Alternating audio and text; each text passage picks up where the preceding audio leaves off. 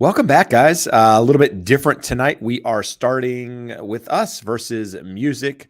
I just wanted to come on and change it up a little bit. So we appreciate you guys being here. This week we, didn't get a lot in with regards to news. Today we received ADP jobs report, which is kind of a precursor of what's likely to come on Friday. If it's like last month, it's going to be a hell of a surprise. But numbers came in higher than expected. What we've seen over the last week is primarily just, more just sideways movement.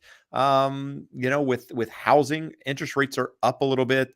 Fed has been speaking over the last 2 days. Powell's come out. A lot of the different people on the Fed have been speaking with thoughts, and the idea is that rates are likely going to go up and stay higher for a longer period of time. So with that, Josh, welcome back to the show. Let's talk a little bit about rates. Let's not. I don't think anyone wants to. I was going to look up. I want to see. We had talked about just as recently as like 2-3 weeks ago that the spread between 10-year treasuries and mortgages was decreasing, kind of normalizing, which it will happen at some point.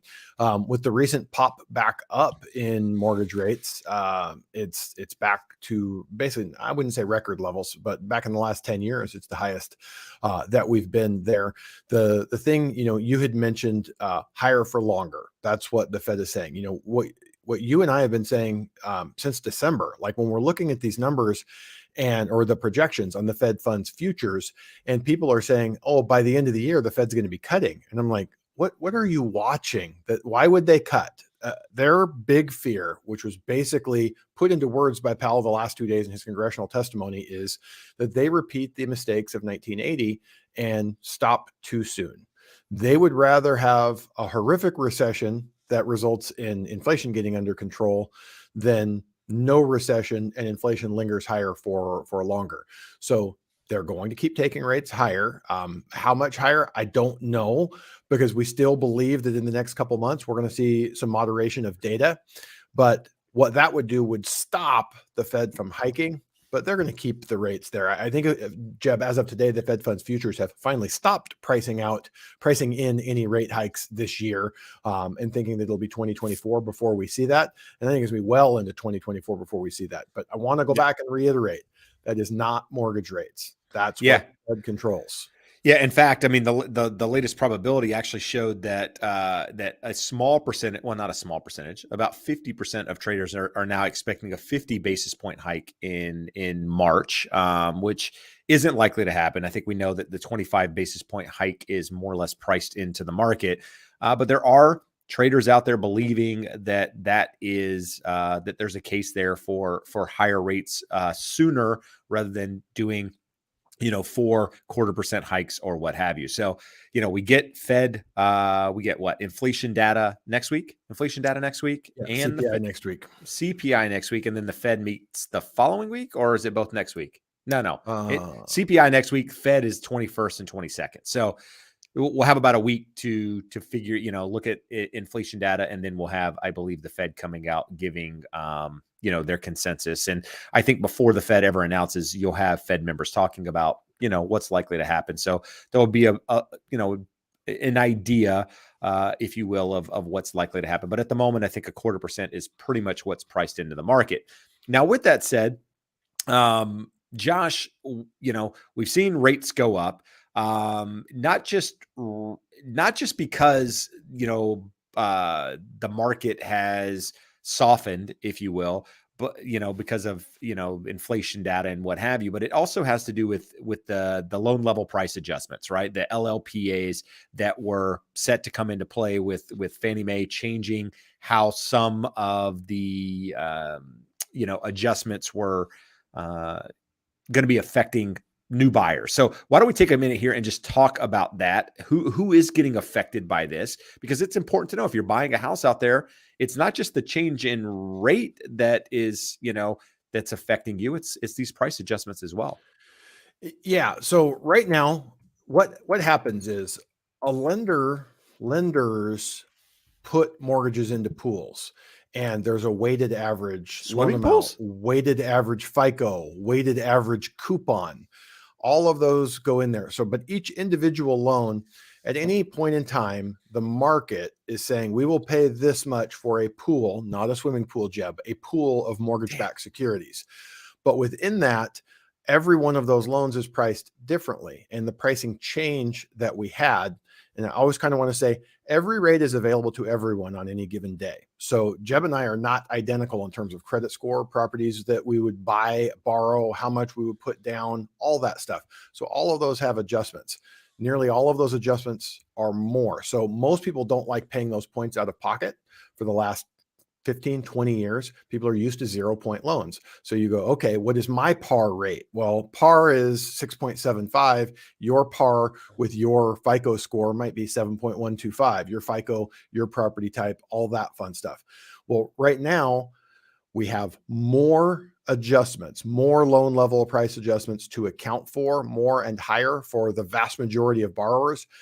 Paradoxically, the people who have the same or lower are those with lower credit scores and lower down payments. Nearly everyone else is paying a little bit more. Lenders are wanting you to go higher in rate to cover that than what they normally do. So I priced one out earlier, and I used to have set up in my system before the show, I would run a 740 FICO, because as we always used to talk about, that's the highest FICO score for Fannie Mae and Freddie Mac for their tiers. Now it's not. Now there's tiers to 760 to 780 and up to 800. So I ran that 740, 20% down, and it came back saying, if you wanted 0 points, it's somewhere maybe just shy of 7 1/8. Well, I said, I wonder what it looks like if I plug in 800. Plug in 800, now it comes back at 6.875. That's kind of crazy. 740 used to be your absolute best tier. Now you better have that 800 score if you want the absolute best pricing in there. So there's an element of that, and kind of put that into context. We usually talk about the spread between FHA VA loans and conventional loans about 0.5%. So if we're saying 0 points is somewhere plus or minus 7% on a conventional loan right now, we'd say 6.5. Well, I priced one out with a 680 credit score. FHA is 6.25, or even maybe a little bit lower than that, 6 1/8. So we're pushing a full percent on the spread there because of these new loan level price adjustments. And, you know, we've always talk about my love of the government here. Well, we've got government bureaucrats at the FHFA that are saying, hey, we're going to change this and tweak this. So instead of the pricing reflecting the risk to Fannie Mae and Freddie Mac, it's reflecting the policies that they want to enact. And it's making it harder, and it's making it more attractive for FHA financing for most borrowers. No, good stuff. So tonight, like we always do, we're going to go through some charts, update you on inventory, update you on just different things in the economy, and then we'll start diving into some questions like we always do, help you guys, you know, mortgage, real estate related questions. So make sure you're putting those in the comments there. Many of you guys know about the podcast. This last week, we actually took, you know, not a recommendation, but a question that started, I think last week, or was it last week they asked the question? Last week. She asked the question, Kim Smith asked the question of if we had an episode regarding DTI, where we explained DTI. Well, a quick look to realize we didn't have an episode on DTI in any detail. We talked about it in episodes, but never in its own episode. So we went out on Friday and we filmed that episode specifically for Kim and everybody that wanted to know about DTI. That posted last Tuesday. Why is DTI important? Really boring, right? I said, sucks. Why would anybody want to know about DTI? Well, because ultimately it leads you to know how much home you can afford, what goes into affordability, how you can influence affordability a little bit, what lenders look for. So if you're buying a house, you're into podcasts, go check out The Educated Home Buyer. It's out there. Great episodes diving into specific topics like DTI, like, you know, today's episode that we recorded, it'll post next Tuesday, has a lot to do with what's happening in the market at the moment. I think a lot of you can find value in that. So that'll post next Tuesday, but go check it out and listen to it. And then every Friday, we take this episode, transcribe it, or take the audio from it, rather. I always say transcribe, take the audio, and it posts as an episode as well. So if you miss any part of the show, you can go and check it out on Friday. So the Jeb, title. Hold on. Don't let it go without saying that we also recorded an episode a long, detailed episode on the loan estimate and understanding everything in it. And both of us thought that's going to be like watching paint dry. No one is going to care. And it's actually one of the most popular podcast episodes, video episodes there on YouTube. So if you're going through the process, you want to understand your loan estimate. Also a good one that we kind of put it out there, knowing that was content that you guys needed and should be hearing, but no idea if anyone wanted it, but it's actually doing very well. So if you have some questions on what in the heck a loan estimate is, what you should be looking for, we did about 35 minutes going into detail on that. Yeah, and it's not the same stuff we're doing here, guys. So just understand that.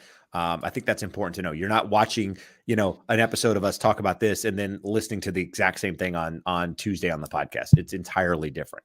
Now, if you're watching this tonight and then you're listening on Friday, you're listening to the exact same thing. But hopefully you're listening to both. But either way, we appreciate the support. So the title of tonight's episode, if you will, is "The Housing Market is on Fire Again." Now, if you're in a market that has a ton of inventory, nobody's buying homes, you might be thinking, Jeb, what the hell are you talking about? The market's on fire. Well, I'm talking the market's on fire because in my market here in Southern California, very, very important to note when I say this, real estate is local, guys. What's happening in my market might not be happening in yours, but Southern California, we have no inventory. The last couple of homes I've written offers on, the last couple of homes, actually way more than a couple that I've called on, have multiple offers above the asking price, just stupid things again, just dumb things again. So if you're wondering why the episode is titled that, that's why. And we're going to talk a little bit about that right now. So Josh, this first slide, we've been updating it every week. Inventory nationwide slid once again, now down another 2.5%. We're sitting at 418,000 homes nationwide. That is the lowest level that we've seen since, I don't know, some time ago, since probably October of last year or so. So home inventory is going the wrong direction. Orange County, we're sitting at 2182. That's actually less homes than we had last week. Huntington Beach at 158, a little bit higher than where we were last week. This chart, new listings. This is important because these are new listings coming to the market, right? Versus supply that's sitting on the market. We are at the lowest level we've ever been. Well, not ever. I can't say ever, but since what's that last line? I can't see it there. 2014. I don't know why they chose the years that they did here. 2014, 2015, 2016, 2023, but 2023 was lower than, 17, 18, and 19. I did read that, but it's the lowest level that's been recorded since I forget when. And that's why inventory is lacking there. Josh, were you going to say something a minute ago? Did I cut you off? No, not at all. But what I wanted to say is comment, why does this matter? Why do you care if you're a buyer, if you're a homeowner? Prices are always going to be about the balance between supply and demand.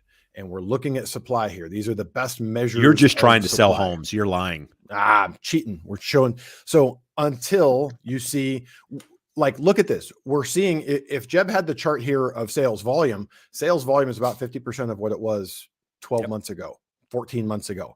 So volume is way down. So what does that tell us? So the demand is way down. Well, if demand for something goes down, then the price has to go down, right? No, because supply is going down also. Other than the entry level, first-time buyers entering the market, when someone sells, that's supply, right? So someone was a first-time buyer. They want to move up to their next home, their bigger home. They bought a 2-bedroom condo. They now have a family. They want a 3-bedroom house. Well, as soon as they sell that, they're a buyer also. So someone selling, other than an investor offloading a property, someone deciding they're going to sell and rent, or someone losing a home through a forced sale, that is what is going to be required to see any greater supply relative to demand. So both of them are down.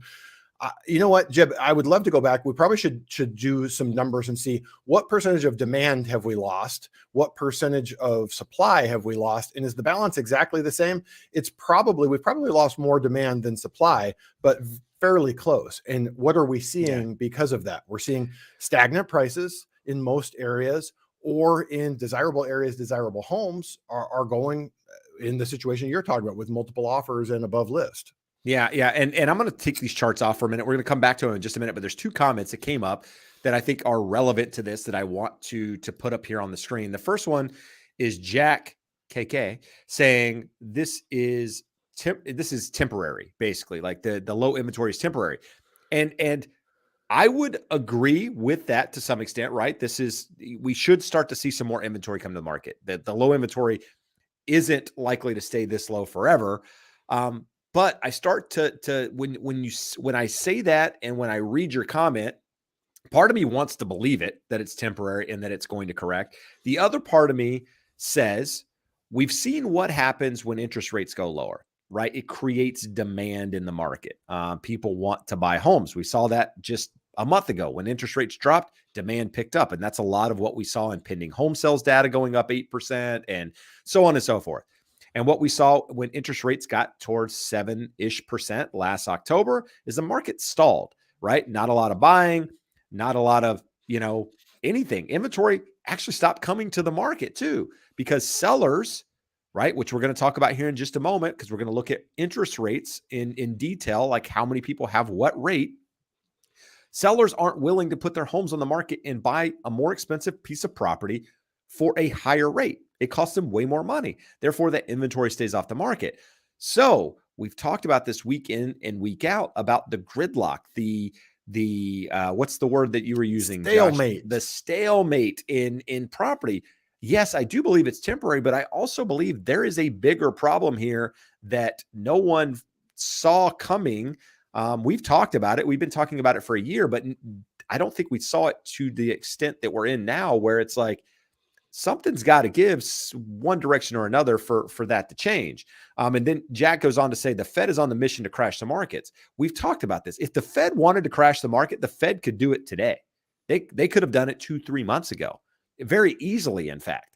With the mortgage-backed security buying and their balance sheet and all of that, they could crash the market, but they're not doing that. Their goal is not to crash the market. Their goal is to bring balance to the market, bring inflation down, keep jobs, from ultimately crashing, if you will. So, yes, it's easy to say the Fed is there to crash the market, but they're not. Well, we talked about it, Jeb, at the leadoff here. What they are committed to, they will risk grinding the economy to a halt. They would rather have a severe recession than not get inflation under control. And right now, so much has changed since 30, 40 years ago of what caused inflation. Like, economists are smart people, but they deal in theory, and a lot of the theory is built off of 40 years ago. And I'm not saying, hey, I'm not an economist, I'm in the market today and I know. A lot of smart people are debating what's changed, what's different. You want to be careful when someone says, well, this time it's different, but everything is very different than 40 years ago. And the Fed seems to still be fighting that war and very comfortable with a strong recession just to make sure they kill inflation. So we'll see. We'll see. No, absolutely. This chart is specifically for Orange County, where I'm located. At the time, this shows 2,200 listings. A minute ago, I said 2,100 something because this chart's a couple of days old. So it actually came out on a Monday, and that's before properties go into escrow after that weekend or what have you. But nevertheless, just look at it compared to years prior. I mean, that's yes, inventory is quite a bit from where it was last year, but compared to the previous 10 years, down quite a bit. And that report came from Reports on Housing, which is a local newsletter that I subscribe to here in Orange County. You look at that, Jeb. Those are as much as we can consider normal, because 8, 9, 10, 11, 12, it was a heavy foreclosure market. So I would discount that low bar on on 2013, but those were fairly normal years, 14, 15, 16, 17, 18, 19. And we're sitting there average, if we average that out, what is it? 5,000, 4,900, something like that. We're half of what our most recent take on a normal market is. Yep. Yeah, absolutely. And that's why you're seeing the craziness that you are. This is pending contracts. Just shows you that, obviously pending homes are the more people going under contract at the moment. A lot of it has to do with rates. This is weekly, 69,000 new pending contracts. It's 1.3% more than this time last year. Percent of properties with price reductions. Last week we talked about it leveling off a little bit. It was at 31 point something percent. We're still at 31%. So less sellers having to reduce prices from, just a couple of months ago. But, you could, if rates start to go back up, inventory starts to come to the market, you could see that tick up. But the key part of that is inventory coming to the market, which we're not seeing a lot of at the moment. U.S.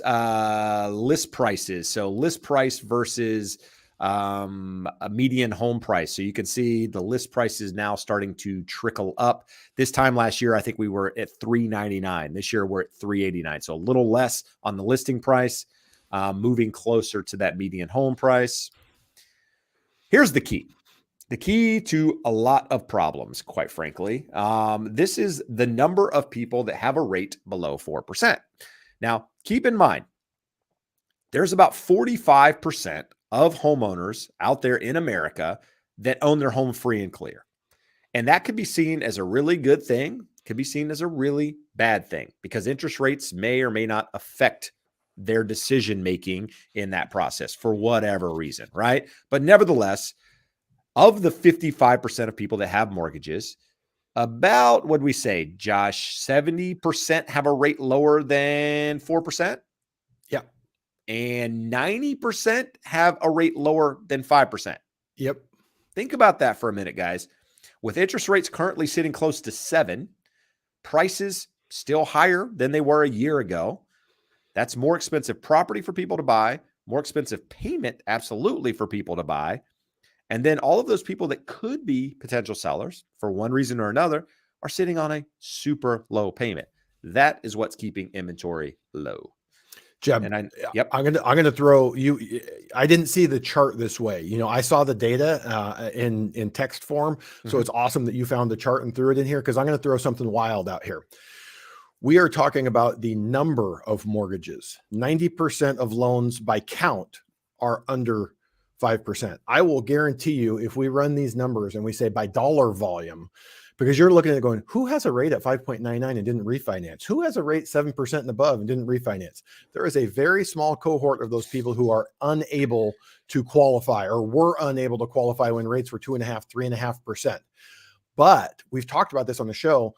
What does it take to make sense to refi?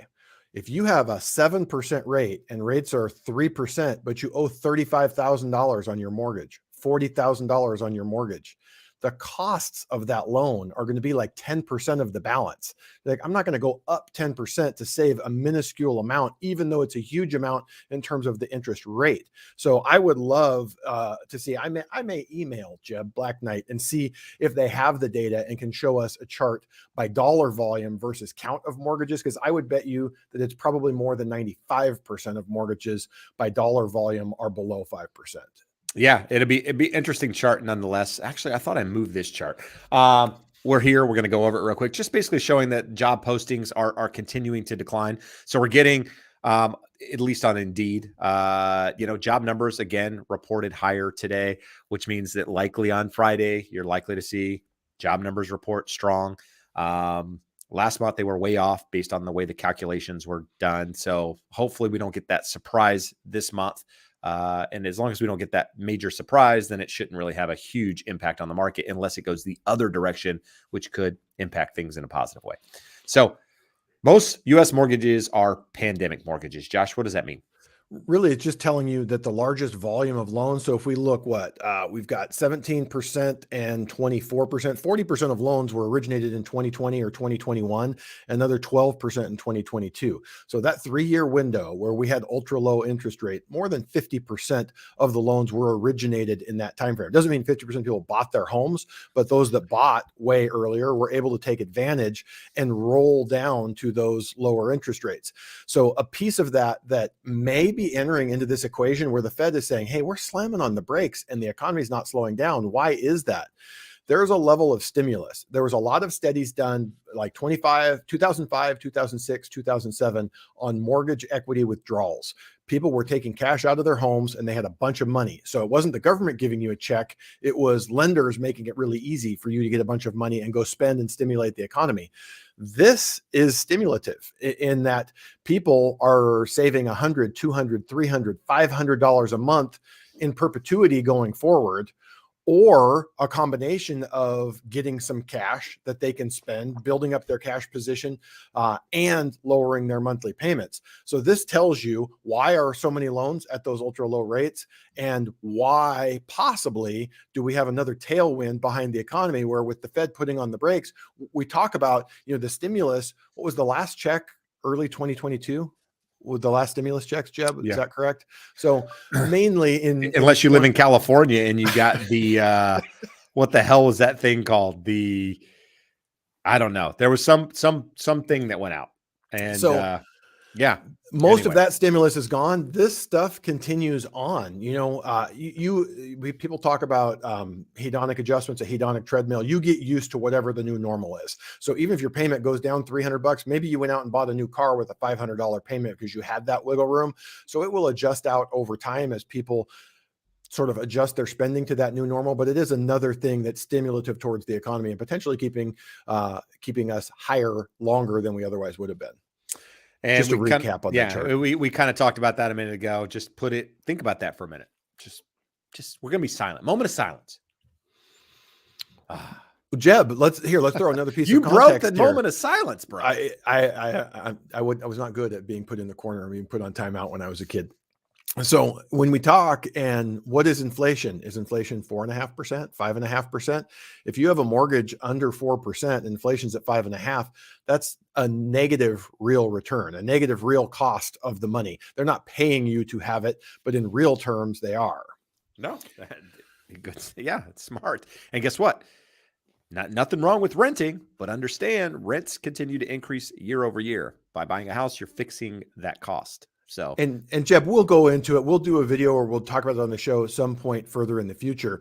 I am more bullish on rents going up in the future at a rate similar to what they have in the past versus home prices. So you may not see the appreciation going forward in home prices that we've seen over the last 30 or 40 years, but you will absolutely see that in rental prices. So there's a million reasons to become a homeowner when it's the right point in your life.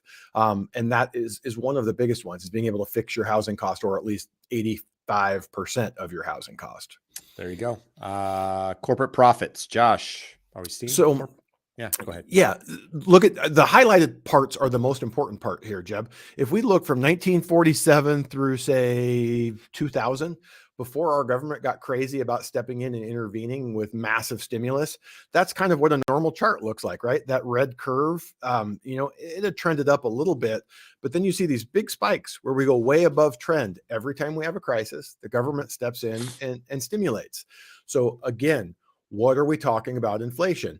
The quote here from these guys says, notably, this has nothing to do with giant corporations taking advantage of consumers. It's the economic consequence of too much money chasing too few goods. It goes back to supply and demand. We have more demand than we have supply of many, many things. And this is normalizing. It will come back down to trend. It did it after each one of these events. It will come back down to trend, but we're going to be well above where we should have been. And that's putting money into the pockets of corporations. We talk here every week, Jeb.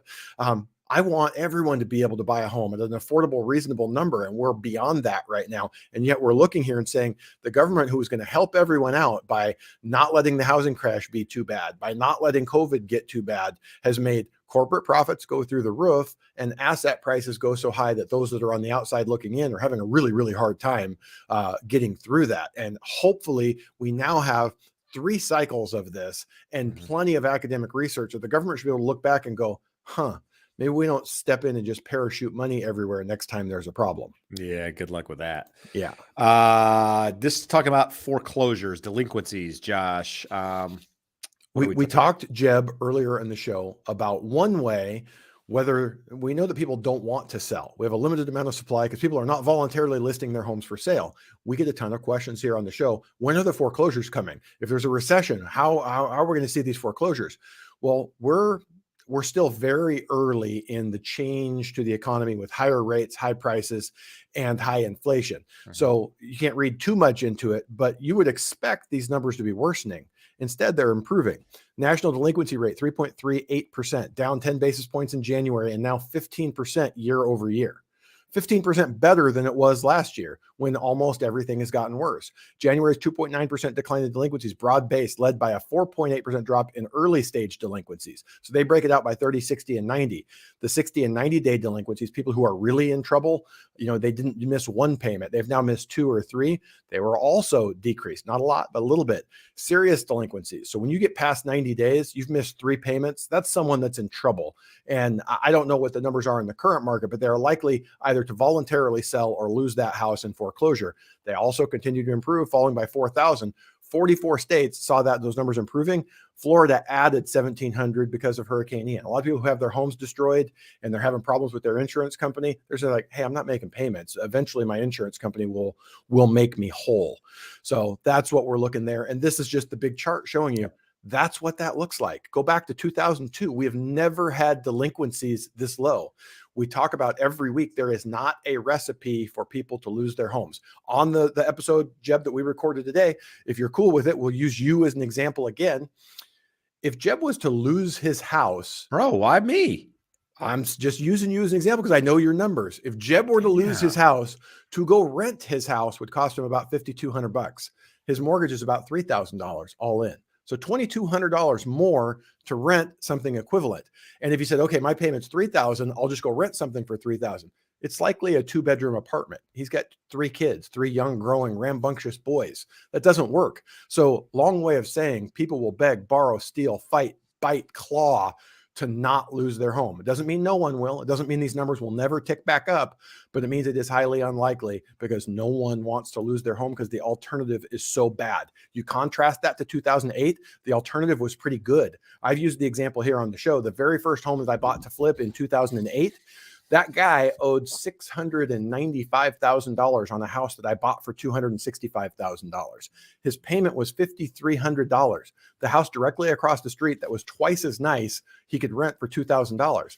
That person goes, this is dumb to fight to keep this house that's $400,000 upside down when I can rent it for $3,000 less per month. We have the exact opposite right now, and people will do everything possible to not lose their homes. No, good stuff. So we're about to dive into some questions now.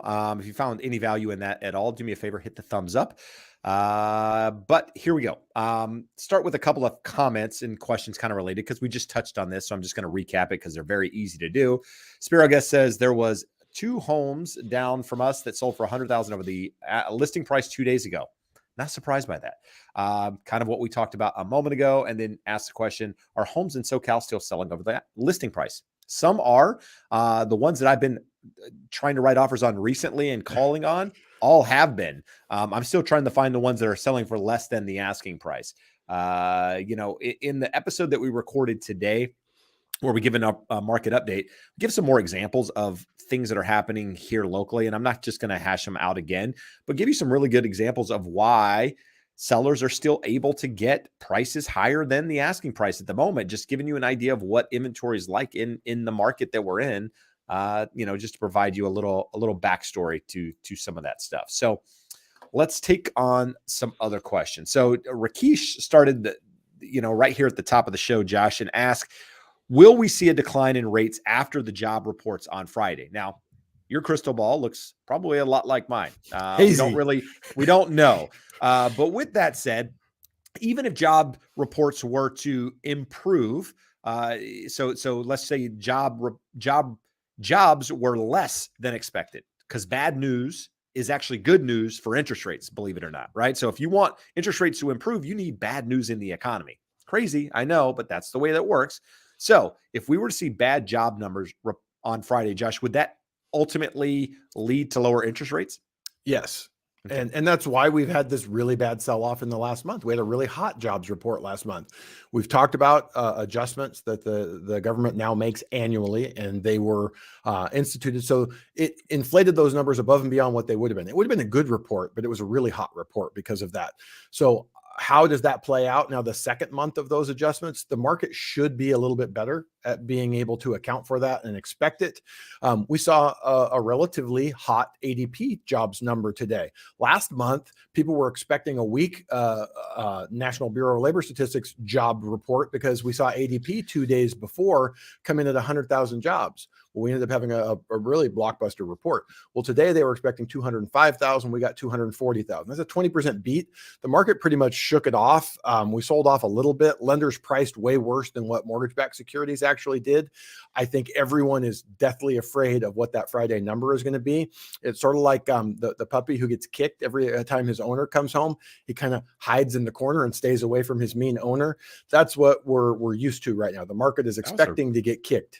That was a really bad analogy there. I'm just saying. You couldn't think of anything better than a puppy getting kicked? Don't you watch YouTube videos from the dodo and see all the poor dogs that have been mistreated? I don't. I do. But here we are. Let's see. ZL came in with a question. Says, closing on a house. Lender initially quoted me 7.5, but decreased it to 6.5 after I shopped some rates while under contract. Does this rate change greatly affect the lender's bottom line? So does the lender have play in that rate, Josh, to be able to offer a better rate? How does that work? So I don't know that the market was ever at 7.5. So why they ever quoted you at 7.5 is a little bit insane. If that was where the market was and the market stayed there and they said, we'll eat it, we'll give you 6.5. That's about a 4-point difference in a normal market. 4% in the value of that loan. So a $500,000 loan is a $20,000 difference to them. $1 million loan, $40,000 difference to them. In the current market, it's probably more than that. Lenders don't really want anything other than par rates. They don't want you buying rates down. They're actually okay with you buying them down. They don't want to pay a premium for that. So the 7.5 doesn't make any sense to me of why they would have ever quoted that to you, other than they wanted to qualify you at a very high rate to make sure you still qualify if and when you go to closing and rates are higher. But in general, if someone truly, like if I quote you 7.5 and that's legitimately the rate, and you shop around and come back and I go, okay, I'll do the 6.5. There's nowhere near that much profit in a loan. From beginning to end with every person in that value chain, there's probably not 4 points of money in the deal. There you go. Jessica, one of our regular viewers, says, can you explain what seller is buying down rate means a little more? Is it beneficial? What is the trade-off? So when a seller is willing to buy down the rate, so like Josh was just talking, say you go and you get qualified with Josh and Josh says, hey, today your rate is 7%. What you have is an option always to buy that interest rate down a little bit. What Josh has said in the past, about 1% of the value of your loan buys you down about 0.25%. So let's say you have a $500,000 loan, $5,000 will buy down your rate about 0.25% on average. Not always, not certain 100% of the time. But with that said, if the seller is willing to buy down your rate, that means the seller is willing to offer you a credit towards closing costs to help you adjust the rate. Now, depending on how much they're offering will depend on how much you can buy down the rate. Maybe they're offering you $10,000 towards closing costs. In the example that I gave you, that gives you an opportunity to roughly buy it down 0.5%. Now, understand, that's not free money, right? You are paying for it a lot of times in the price of the property, even if you're buying a home for, say, $500,000, and let's just say the price that you make on the property is $500,000, but they're giving you a $10,000 credit, you're still fine. I mean, you're still paying roughly the same price of that property because they're just buying down that rate for you. So in most cases, what I tell people is, had you rather have a lower price home, or had you rather have someone buy down your rate? If you think that interest rates are going to go down to a point where you're going to be able to refinance within the next 3 to 5 years, then I would personally take the money off the price and have a lower sales price versus using the money to buy down the rate, but to each his own. So hopefully that makes sense. Jeb, I'm not happy with Anya here. Ooh. She's predicting it's going to be a good jobs report. So we're like, what do we like? The vultures of the economic world. We want bad news. We want bad news. We want no jobs created. We don't want a whole bunch of them created. One thing here that I did want to point out, Jeb, I had this in the data, but it was just text. Says in the ADP data, there were roughly during COVID, there were 10 million leisure and hospitality jobs lost. We've been adding about 100,000 each month during the recovery. We're now close to having all of those leisure and hospitality jobs back. So once we get to full employment there's no more jobs to add back in. So we talk about the possibility of recession. We talk about what happens with the Fed action. Definitely possible that employers could react by not hiring as much, cutting jobs. But even absent that, all of the hotels that let their staff go, restaurants, amusement parks, casinos, that fun stuff, they're going to be back fully staffed here sooner rather than later. And that is a big chunk of that monthly hiring. So don't know that gives us any insight into Friday's jobs report, but if we look 2, 3, 4 months down the line, probably is likely to impact us. Good. James says, all of this is going over my head higher than a Chinese spy balloon. James, we're very sorry. We're here to provide some context on it to help break it down so that it's eye level, so you can understand it. Some of this stuff can be very overwhelming and much above our pay grades, in at least my pay grade in some form or fashion. But you just try to find the people that can break it down for you and help you understand it. Jeb, I'm going to throw 2 examples out there. I will tell you, Louis Gave is a genius. Lacey Hunt is a genius. Yeah, Lacey Hunt is very hard to comprehend. These 2 both think the other is an idiot and doesn't know what they're talking about, and they are both geniuses. Yeah, so and you read either of them, and you have no idea what you just read. Yeah. So with that said, find somebody that you can understand and that you trust. Oso has a question. Take on CalHFA 20% down, assistant new program coming March 27th. So I'm actually going to do a video on this, breaking it down in detail to help you guys understand it. It is coming soon. So there's essentially a grant coming that has to be repaid when the house is sold on top of some profits. Josh, I don't know if you want to go into it now or just wait for a video to come. I literally had a viewer of the show call and ask about it. We've been talking about it. He's under contract on new construction. They only have 5% down. He goes, hey, would this be good for me? I get 20% down. So it's not a grant. They're not giving you money. It's not a lien against the property. It is, there's a deed of trust securing that position against the property. But basically they're not giving you 20% down. They're going to allow you to use their 20. And then when you go to sell the home, you are going to give back that proportion of the appreciation. So 20% down, 20% of your appreciation when you go to sell is going to go back to them. You're not making payments on that 20%. They're just going to get some of that money on the way back. Now, here are some really important things to remember. CalHFA has lower debt to income ratios than other loan programs. So you're likely to qualify for less, probably offset in this situation by the fact that you're going from a 3%, 3.5%, 5% down to a 20%. So your payment's probably lower. You probably would qualify for more because there's no payment on that 20% down. Interest rates also higher on CalHFA loans. They use the profits from these expensive loans to offset the cost of the program, even though it's mainly funded by subsidized government borrowing, since it's a state of California program. So until we know those details, what does the interest rate look like? What do the costs look like? CalHFA loans are expensive relative to other loans. They're borrower paid. We talk about 0-point loans on here. For the most part, you are paying your own points there on the CalHFA. So a lot of details still to be sorted through. There's obvious advantages. Jeb, I think we have 5 questions in here about this. Like, I don't think we have 2 questions about any other topic. There's no, we 5 do on this. Well, we do.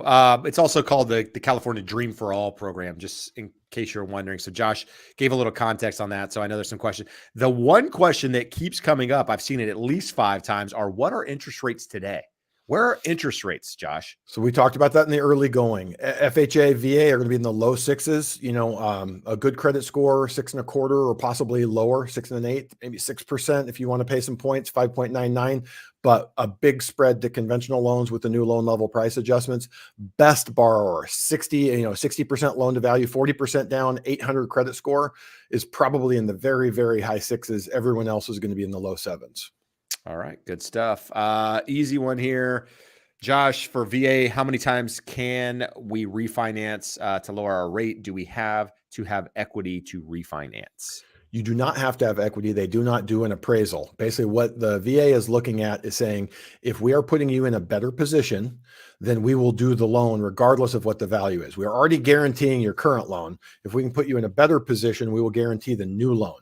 They came out a few years back. There were call centers that were just abusing the heck out of veterans, tricking them into doing loans that didn't pay off over the long run. So now we have a recoupment period. What that loan costs you has to pay itself off within 36 months.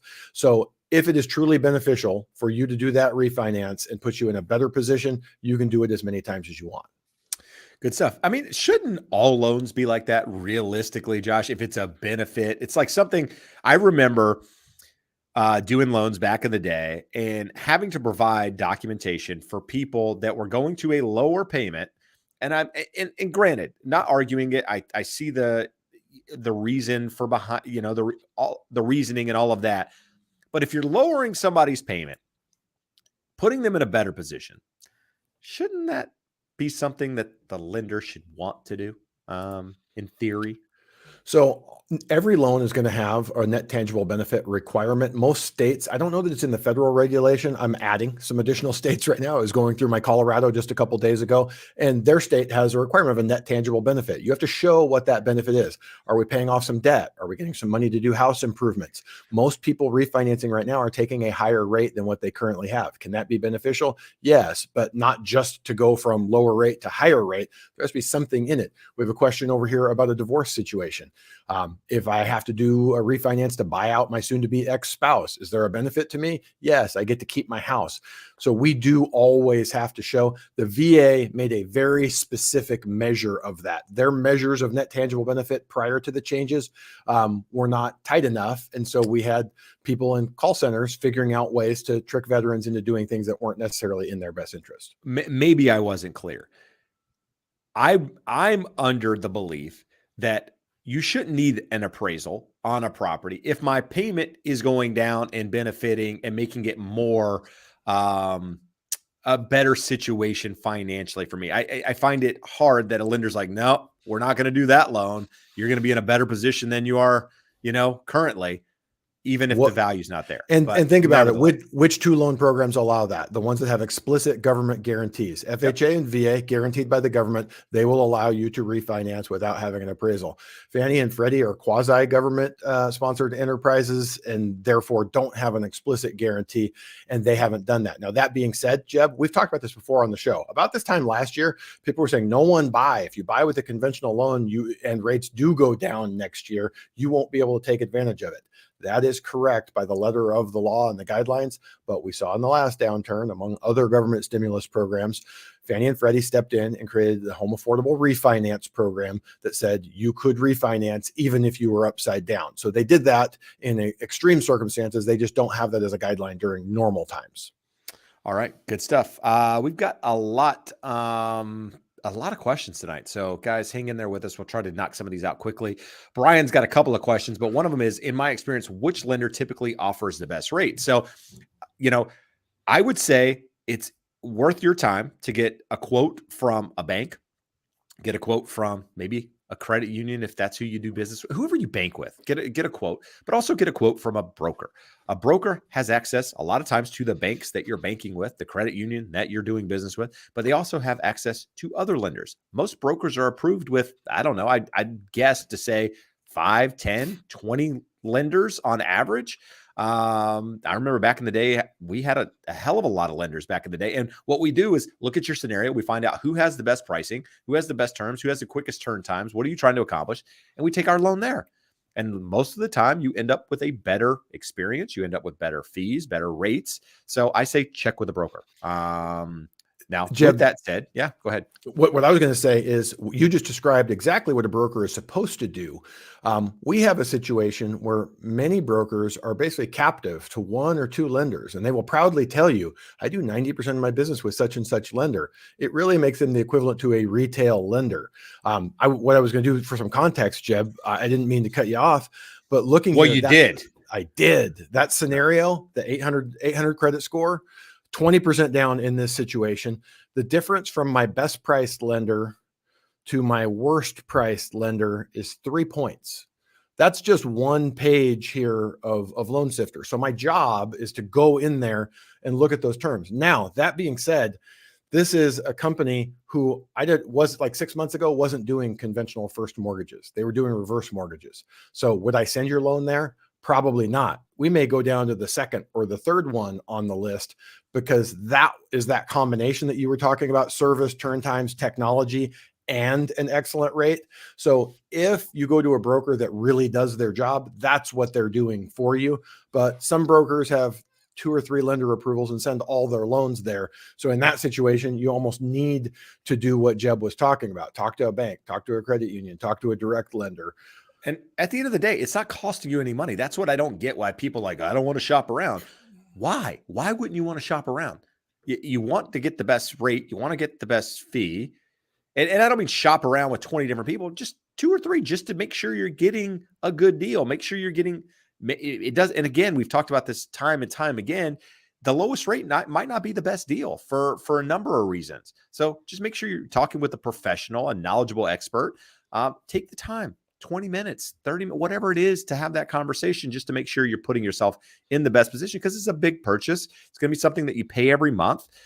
So you want to make sure that you're comfortable with it and that you understand it, and that somebody on the other side can provide, the details and answer your questions. So with that, there's a link scrolling right now across the bottom if you need to get in touch with somebody, second quote, first quote, whatever, that can guide you through that process. Jeb, there's another question here that I think is a great one to transition to from this. So Jana says that she has shopped around for loans. One lender approved me for 420,000 conventional. Another approved me for 480 conventional. The third lender is 435 FHA. I live in Vermont. Not really relevant to this. You should qualify for the same amount everywhere. Why do different lenders have different amounts? It's simply the quality of their pre-approval. If your income is straightforward, you make a salary, you make an hourly wage, and you work exactly 40 hours a week, a trained monkey, ChatGPT, could go through that and calculate your income and tell you under the guidelines what your maximum is. Did you actually know that's what's on the other side? It's not AI. It's a trained monkey. It's a trained monkey, and he's sitting there banging the symbols together and goes, yes, you and get 420. That's what comes out. Yes. Here's an example. I had this exact situation. Lady from the show filled out the form right there and reached out, and we were talking. She goes, I've been pre-approved. They only gave me 235. And I'm like, oh boy, she's going to tell me she makes like $50,000 or $45,000. I said, well, how much do you make? You're like $74,000. I said, okay, well, do you have a bunch of debt?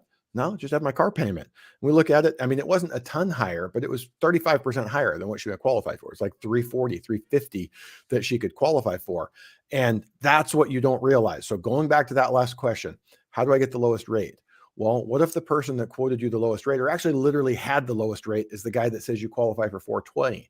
And you actually qualify for 480, and the perfect home for you is 450, but you didn't get it because that person, that trained monkey in that call center with that spectacular rate, didn't know how to accurately qualify you. We've talked about this on another video. We talked about it on the podcast, Jeb.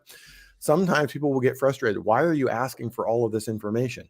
Well, I'm asking for all of this information because your income isn't exactly straightforward. And we want to make sure that I am telling you the absolute maximum that you qualify for. Not that you need to borrow to the absolute maximum, but for you to make an informed decision for you and your family, you do need to know what that absolute maximum is. And someone saying, FHA conventional, I don't know how someone would qualify for less FHA than conventional. FHA allows higher debt to income ratios, and the rates, and now with the reduced mortgage insurance, the combined blended rate between the rate and mortgage insurance is at least 1% lower than a conventional loan. So the person that quoted you the FHA, I would just ask them, are you slow? Do you not really understand how numbers work?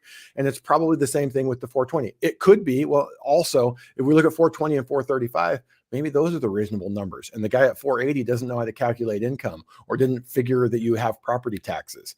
Like, it sounds crazy, but 80% of the people in our business are morons. So you gotta go with your gut and know that the person is answering your questions honestly, accurately. And that if it's too easy, if they're not getting enough documentation from you, or heaven forbid, they're just asking a couple of questions over the phone and going, hey, you're cool to 480. Then you know that it's not a rock solid pre-approval. You need to do a little bit of work up front to make sure that you don't have headaches and hassles down the long haul. And it's equally important that this part gets right as having the lowest interest rate. Good stuff. Matt is coming in. Maddie's saying 14 hours into the 135 requirement for a real estate license. I told you I was going to be like you one day. Dude, I told you, be careful what you wish for. But just understand that 135 hours or 154 hours or whatever the actual amount comes out to, I'm doing the math right now, 149 hours, teaches you zero about selling real estate, just so you know. Absolutely goose egg. about selling real estate. So just know once you get the license, it's a whole different learning process. Now, a couple questions I wanted to address here, Josh, just because I think they're questions that people have, and I wanted to, where was one? And I disagree with them to some extent. Let's see. Pulse Powered says, won't new inventory come from small investors that have bought up a lot of property lately that are going to lose more equity if they don't sell, if the prices start going down because of high interest rates? So most investors that I'm aware of, when they buy property, they're looking at cash flow.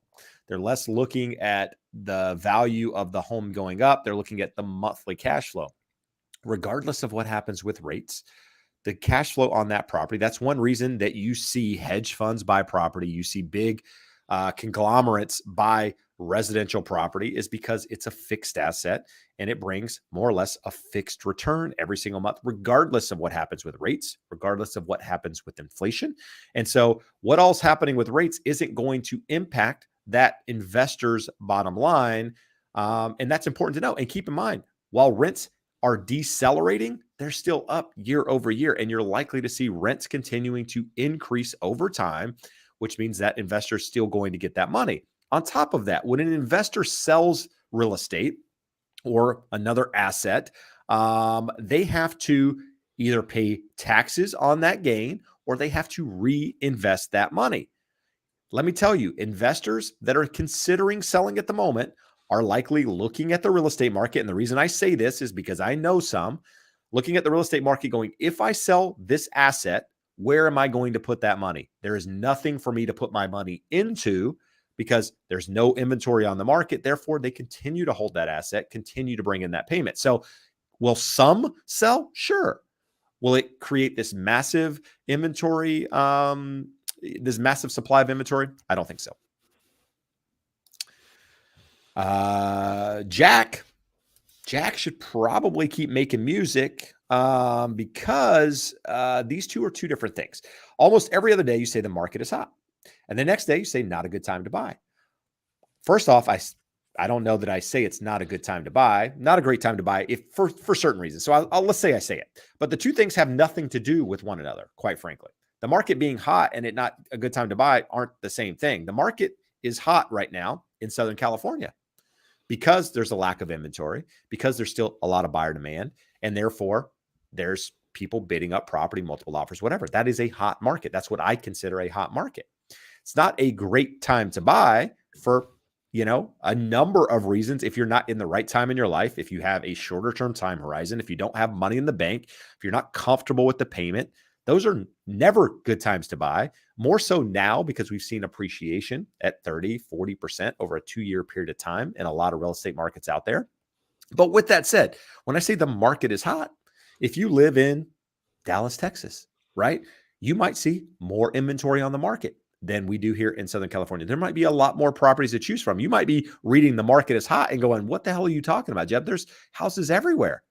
That's a different environment. So understand, real estate's local, but buying has nothing to do with whether the market's up or down. It has to do with it being the right time in your life. So understand that part of it. Jeb, let's go back to that part about real estate is not just local, hyper local. So we say the market is hot. Jeb's telling you his experience with his buyers right now. I host a VA live every week. And so I get to talk to realtors and lending professionals from everywhere in the country. Last week, we had a lady on from Maryland, and she said literally everything in her market is selling above list price, not massively, but a little bit above list price with 2 to 5 offers, not 50 offers, but 2 to 5 offers. Talked to an agent yesterday in San Antonio. He currently has 4 homes listed. He said they're all lingering. We don't have buyers for any of them. He said each one kind of has a unique issue. One has a tenant in it that makes it hard to show. One of them's awful. Other one's overpriced so there's reasons for it. But he said that is our market. It is definitely trending in San Antonio that way. So does it mean, like, I guess what I would say is pay particular attention to who's saying it. If you see a headline that's any of the popular press, CNN, MSNBC, Fox News, they're giving you a national perspective, which means absolutely nothing. The only thing that matters is the market that you want to buy in. If you're in San Antonio, sharpen your knives and figure out how hard you can go in on a discount and asking a seller to pay things. If you're in Maryland or looking at nice properties in Orange County that Jeb's showing you, You're probably going to get disappointed if you're expecting that. It is a weird sort of bipolar market right now that kind of all of these things can be true at the same time. Agreed. Let's see. There's a lot of questions, guys. A lot of questions. Here's one from Kim. When I retire and still owe on my mortgage, will I be able to refinance it on my retirement income? So, Josh, can you use retirement income to refinance, and what are the qualifications? Absolutely. So all income has to have a reasonable expectation of continuance for more than 3 years, for 3 years or more going forward. So Social Security, a pension, a 401k, you go, well, how do we do that with my 401k? If you're of retirement age, basically, this is going to sound crazy, but they take the balance and they divide it by 36 months. And if your monthly distribution that you are taking and can demonstrate to them is less than that, they'll allow you to use that for income, even though in 37 months, you could completely run out of money. That's the way we do the calculation. So hard to answer and say, will you be able to refinance? I don't know. How well are you going to save over the next 15, 20 years? How much are you going to owe on the home? What the interest rates look like at that time? But can we use retirement income? 1,000%. Pamela asks, what is the true value of a home? Because I am confused at this point. So actually it doesn't say that. It says at this point, I am confused. So I'm clearly not a very good reader there, but what is the value of a home? A value of a home is what somebody's willing to pay for it. I mean, that's simply what it comes down to. Regardless of what you think it's worth, it's what two parties are able to agree on a price. That's what the house is worth. Now, with that said, how do people come up with that price? In our market, it's a little easier than, say, if you're in rural North Carolina, where I'm from. And the reason I say that is around here, there's a lot of comparable properties that often sell, right? And you always have properties selling, maybe hotter markets than others, but there's always comps to use. And it's pretty easy to find similar homes of similar size and lot size and upgrades and all of that to give a value. Whereas you go to Eastern North Carolina, rural country where I'm from, it's a little bit difficult. I would think it would be difficult just in finding similar properties, similar, lot sizes, all of that stuff to be able to figure out the value of a home. So a lot of it depends on area when being able to determine that price, but ultimately it comes down to what is somebody willing to pay and what are you willing to accept. That's the honest answer. In a property that is openly marketed, it's not, hey, I tell a couple people I'm selling it. Openly marketed, generally in the multiple listing service, where all potential buyers have a reasonable expectation of being aware of it, and the seller is fully informed of what the market looks like. Those two parties agreeing are going to tell you what the market value of the home is. And here's the thing, and not everyone's going to agree that the property's worth that. Right. I mean, during the pandemic, you had what we thought was the value of a home. There were sometimes 30, 50 offers on a property with people thinking that it was worth more than that or willing to pay more than that. And then at the same time, you had people making offers that were not as aggressive, thinking there's no way I would pay that for that house. I mean, in fact, I see property sell all the time thinking there's no way I'd pay that for that house. But there's a willing buyer on the other side willing to do it. And therefore, you have a sell that records and at least one happy party out of the situation at the end of the day. So hopefully that is helpful for you. Jeb, I want to post two comments here as proof of what we just talked about, real estate all being local. Lizard King says, houses are ridiculously overpriced. Rates are too high. Houses in Tennessee sitting 150 days plus on the market. Anya says, I'm in a suburb of Jacksonville. Most nice homes sell fast and over sometimes. Both of those can be true. I don't know either one of those markets. They both could be crazy and dead wrong, but both of those things can be true. It is reasonable to believe that there are two different markets at the same time in the country that are behaving that way. It is a strange market right now. I'm going to post something, Josh, that I know you starred just so I would post it because it counteracts. Did I trigger you? That it's exactly opposite of what I said it would be. It says, husband and I want to thank you for the loan estimation information. So a couple of weeks ago, Josh wanted to record the loan estimate episode on the podcast. For those of you who don't know, we have a podcast separate from this channel that you can listen to. There's also a YouTube channel for it separately from this, where The Educated Homebuyer is the name of it. But anyhow, I said, nobody wants to hear that crap. It's 30 minutes. 40 minutes, it's boring. Like, who is going to listen to this information? Clearly a lot of people, because a lot of people have commented and reached out and watched it, and the video is doing very well for the length of that video. And so 2 more people, obviously, or at least 1 here commenting saying it was super helpful. So you're right, Josh. And I'm glad you found value in it. Asking about current rate, how we have a low DTI, both make 6 figures and have great credit. Rate is still high. So rates are high. Rates are high for everyone.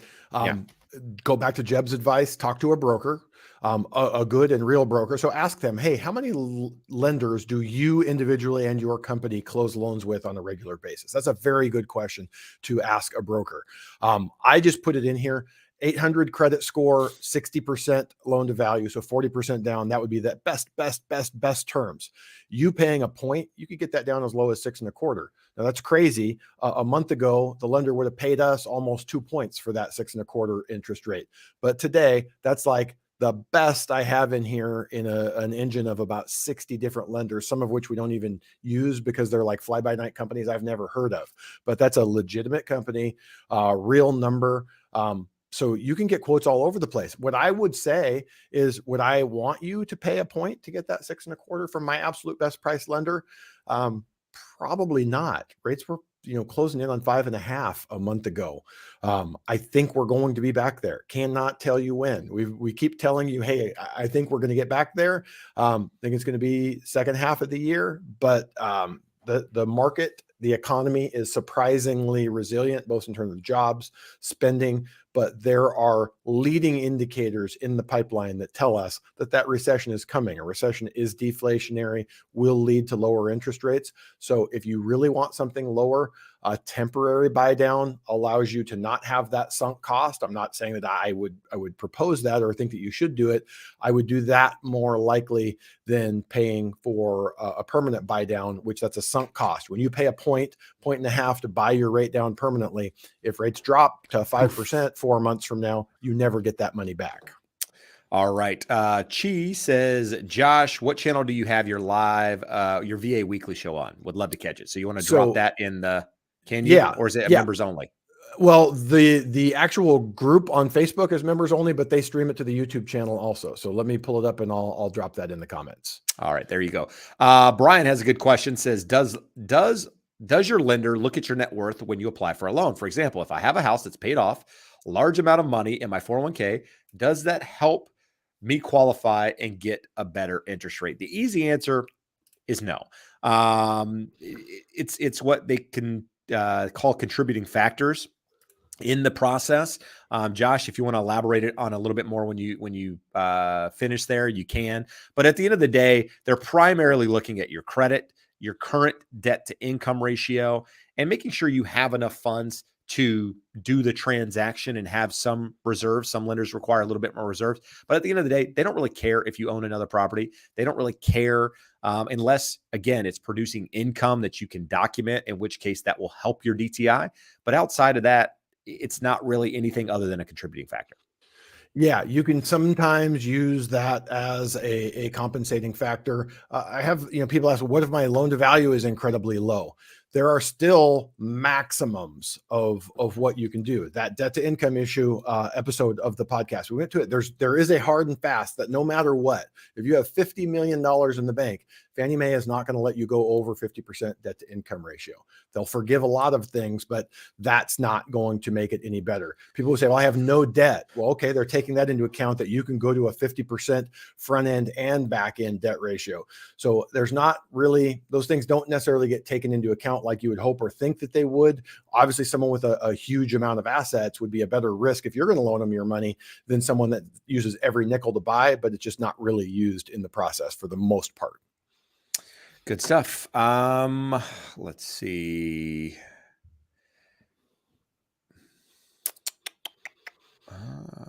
We've offered, some of these have not been checked off. So give me a minute here. Josh, you want to throw something on? You can. Sure.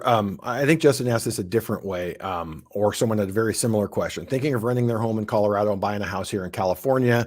If you rent your home and buy and live in another home in a different state, any tax breaks? So it doesn't matter. One state, another state, you'll be taxed differently, but in terms of your profitability, the Schedule E is a federal tax form. You're still going to be able to depreciate that asset. You're still going to be able to write off any of your upkeep, maintenance, taxes, insurance, interest, all that fun stuff. So it doesn't matter where you do it, but there are tax benefits to renting, where a home that just breaks even as a rental may make sense on paper for you, depending on your tax situation. Well, and I think that's a good to transition into this one. When applying for a loan to get an investment property, does the estimated rent that the property will get figure into my debt to income ratio, Josh? Absolutely. We use 75% of the market rents, and it's going to be used in the calculation of what we do with the debt to income. So just to say, for example, that the mortgage payment is $2,000, the property will rent for $2,000. We're going to give you 75% of that to allow for vacancy, maintenance, upkeep. So that's $1,500. So now on paper, that house loses $500 a month. That is treated just like a $500 car payment, $500 student loan, and is counted in your debt to income ratio. If it went the other way and the 75% comes out to $2,500 and the payment is $2,000, that additional $500 gets added to your income. So it's not like a primary residence where you're qualifying for that full PITI in your debt to income ratio. It's either creating a negative that's treated like a debt or creating a positive that's added to your income before the ratios are ran. All right. Chris, not Christ. What's your take on using the builder's mortgage company versus an outside company? I think there are times when you should use the mortgage company on the inside, but at the end of the day, Josh would say the numbers never lie. So get the quote from the mortgage company inside. What are they offering, right? A lot of times they are, you're able to get incentives through the builder. There's certain things that, the builder is pushing their lender, one, because a lot of times they have interest in that lender, right? Secondly, they want to know that deal gets done. They want to have hands-on if something goes wrong. They want to know exactly what's happening. So they're pushing that lender. With that, a lot of times they'll offer incentives and different things. Sometimes you can be paying for those with a higher rate through the builder. So just make sure, get that quote from the builder, and then go out, get that link that's scrolling the bottom there, go contact a broker in your market, get side-by-side comparisons, and figure out which is the best scenario for you. It may be that the builder is the best scenario. It may be that the builder is not the best scenario, but without having a comparison, you have nothing to base it on. So that's what I would do. I agree 100%. And what I would say is, prior to rates increasing, I would say we will beat a builder's lender 7 days a week and twice on Sundays. And I would say almost the exact opposite since rates have shot up. It is rare that we can beat a builder's lender in the current market because there's a number of reasons. One of those things is they know that we're going to have 100 homes completed in July. And you guys are all laughing over here saying, mine was supposed to be done in February and then in March and now May, and it's probably going to be July. But when they know they're going to deliver a volume of loans in a certain range in a certain time, they can buy a forward commitment. They can get better pricing on that. The builder has an incentive to make sure they're watching and managing and controlling this through the process because they have millions, hundreds of millions in many situations of inventory there that they need to get off their books because they're paying interest on it one way or the other. So they are highly incentivized to make those deals happen. Whereas in a normal market, they would like control of the situation, but they make a business decision at a certain point that, hey, if someone else wants to do that loan cheaper, we're going to step out of the way. Right now, they are strongly incentivized to keep the control to make sure the trains run on time. Good stuff. We got a lot of really, really good questions tonight, guys, and we're doing our best to get through them all, so bear with us. If you're watching at the moment and you find any value in our show at all, do us a favor, hit the thumbs up. Feel free to subscribe to the channel. We do this every Wednesday, answering your questions live, updates on the economy, really trying to guide you through that process. If you weren't here earlier, we take this episode every Friday and post it on the podcast so you can listen to the full 2 hours in its entirety while you're working out, getting motivated. You can listen to Josh and I. It's great. If you're looking to go to sleep at night, it also works for that. And then on Tuesday, we do a little bit different episode, a deep dive into a real estate topic. So if you're listening to podcasts, you listen to real estate, you're interested in real estate, you're buying a home, check it out and hit that thumbs up. It helps. So here is a good question, Josh, from Nadine. Kind of goes back to what we were talking about a moment ago about rents. And it says, do you count property management fees in the rental property debt? So you mentioned that the lender will use 75% of the rental income. Where's that other 25% going? Awesome question that we're clarifying here. Lenders have found that in general, 25% should cover all of your expenses, including your management, but they actually want to use the real numbers. So if you come to me to buy a new home and you have 3 rentals, we look at your Schedule E for the last 1 to 2 years, depending on the loan program, and we have to do the full cash flow analysis on that. So if your expenses run at 39%, you don't get to use 25%. If your expenses run at 9%, you get to use that figure versus the 25%. The exception there, let's say we'll have this happen. Tenant moves out and destroys the house and you're going to do $40,000 worth of work. If we can show that you spent $40,000 of one-time expenses, we don't have to count that in your normal cash flow, but something like your management expenses are absolutely going to be counted in your debt to income ratio. So when can we use the estimated rent and 75%? It's when that property doesn't show up for a full year on a tax return. So if you bought in July and we've got 3 or 4 months on the tax return and you're looking to borrow the following year, if you bought in January and we're in July and it obviously wouldn't show on a tax return, that's when we have that. Or if you're buying a property now, buying an investment property now, they're not going to count the property management fees. They're just going to use 25% of whatever that rental income is to qualify you. Jeb, So Nadine had another really good point. Yep. She liked the loan estimate video. Screw you, bro. Get out of here with that. The worst episode we ever did. Josh talked for 30 minutes and I just stared at the camera. The best part, Jeb, is I'm like, no, I can make this interesting. And as we're recording it, I'm like, son of a bitch, this is not interesting at all. It is the most mundane information you will take in. It's very good information, but it is very just like, it's like sitting in a classroom. But hey, if you want to understand it and comprehend it, it's very good because we actually give you a downloadable to download and go over while we're talking about it. Imagine that. Okay. Here's another good question. Genova says, does having a down payment upfront help the pre-approval?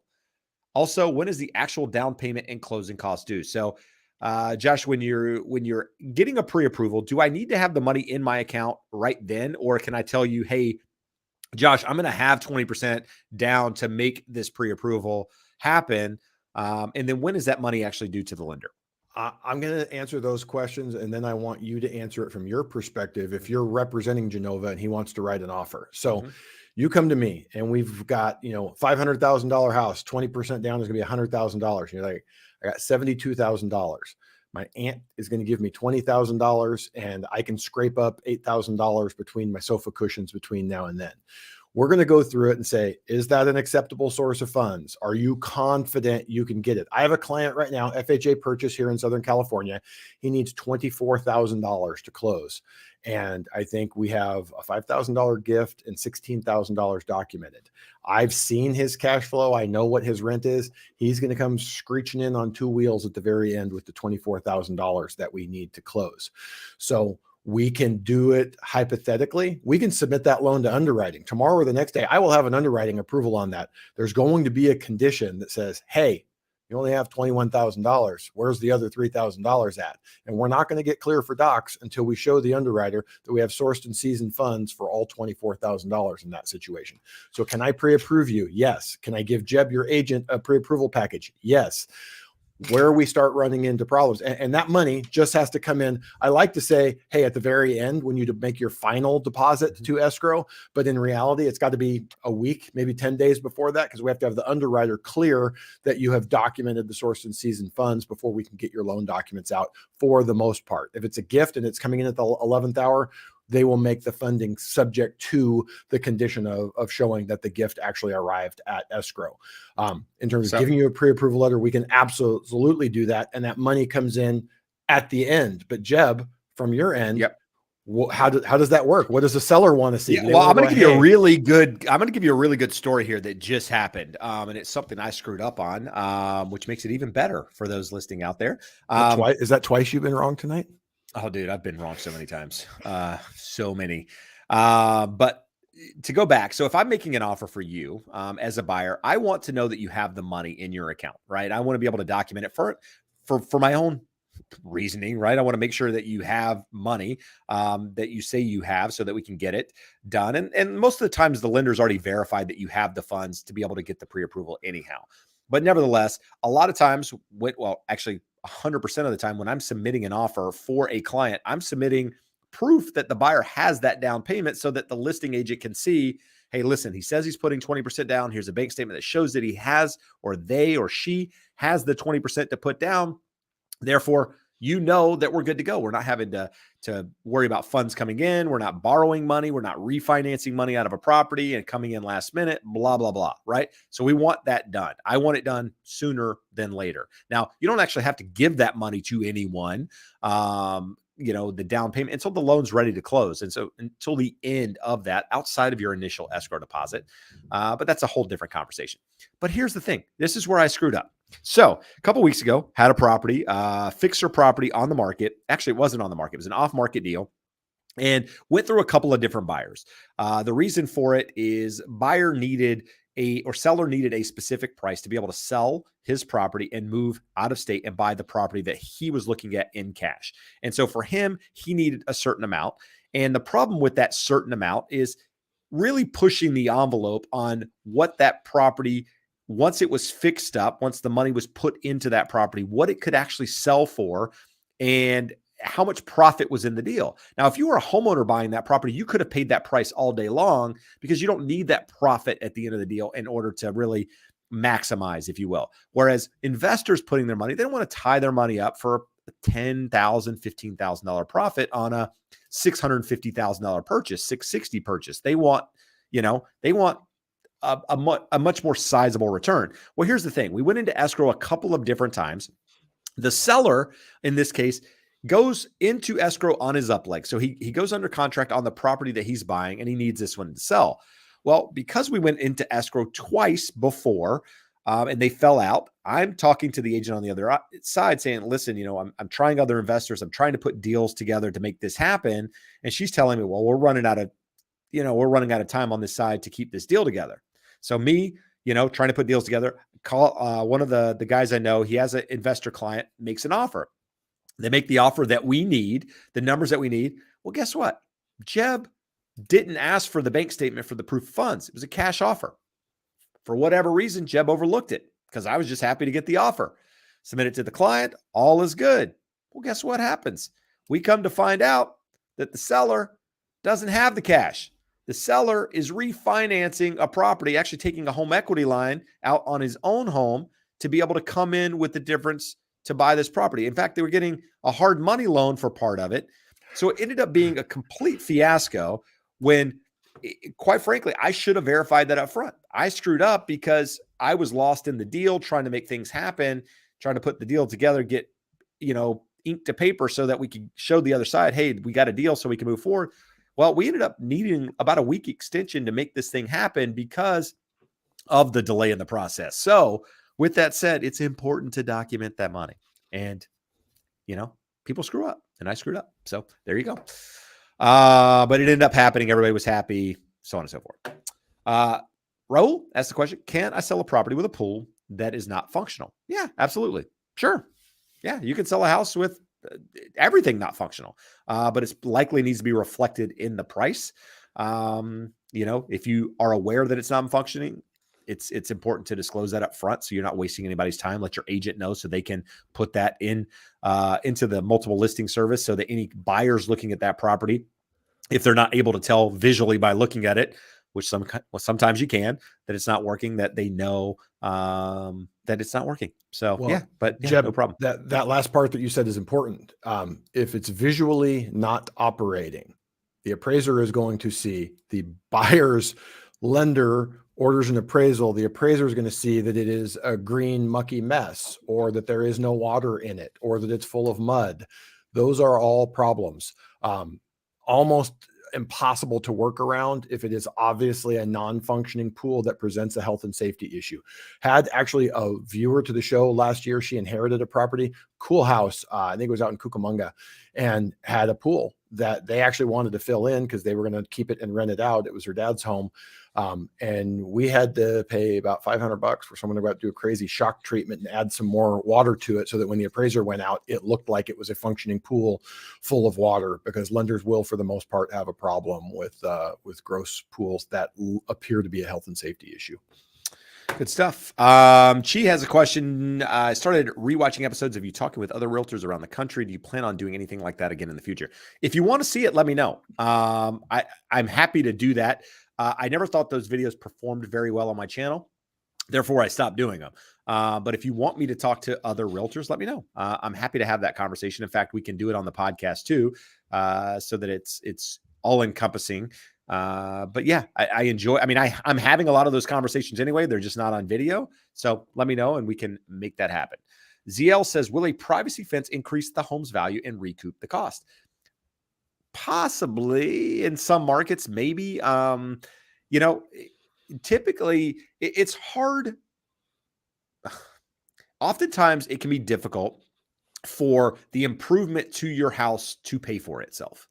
So, and what I mean by that is a $50,000 kitchen remodel doesn't mean that your value increases in $50,000 by $50,000. So you adding $40,000 solar panels to your house doesn't mean your value is up $40,000.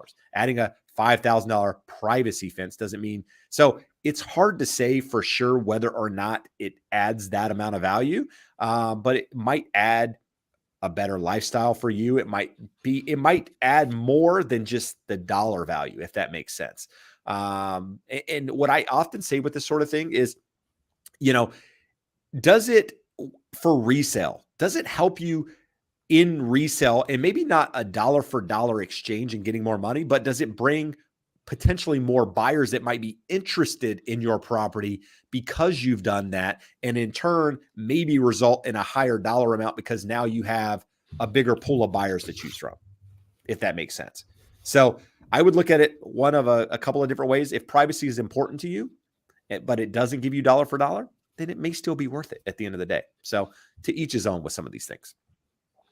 I like this comment. It just says Jeb is the man. So with 3 Dobermans, I like them. I like the dogs. Why not? Yeah. My client right now has a Doberman, 9 years old. It's like our 5th or 6th one. This is the most timid, like just like legs shake. Like this is not the Doberman that I know that I got bit from. I actually got bit in the quad by one when I was, I don't know, like 8 or 9 years old, and not the same one. This one would not bite you. This one would just lick you. But I like the picture there. Let's see here. Josh, we got a lot of good questions. Want to take a minute here and explain this. I think this is a hot topic at the moment still, and a lot of people don't understand how it works. Can you explain a rate buy down and a double buy or a 2-1? Forget what it's called. Jeb, I want to show off first, because the last time we had this name, you and I had a debate over what or how you would say it. It's Josue. Josue Valenzuela would like to know the 2-1 buy down. 2-1 buy down is a situation where most likely the seller is going to give you a credit. It costs a little bit less than 2% of your loan amount to buy the interest rate down 2% below the market for the first year. After the first year, it's going to go up 1%. So it's 1% below the note rate. And then after 24 payments, it goes to your note rate. So it's a short-term buy down. Essentially, you're subsidizing that payment with a credit from the seller. Good stuff. This is another question here that I saw pop up, and it's a little bit further down, so just bear with me here. I got credit for getting his name right. There you go. Nice work. Get this one right then. Oh, I have to do some research. We'll get it right the second time around, just like the last one. Anyway, the question is how to determine potential rent when buying a multi-unit property. So what's going to happen is when you buy a multi-unit property, if you're getting financing on that property, you're going to have to get a rental survey on that property. That should give you a really good idea of what market rents are. But with that said, before ever getting to that stage, you should have a real estate agent on your side that should be able to give you a pretty good idea of what market rents are. If your agent's not able to do that, you might want to find another agent. So, but you should be able to get it from your agent, and which case you're going through the process.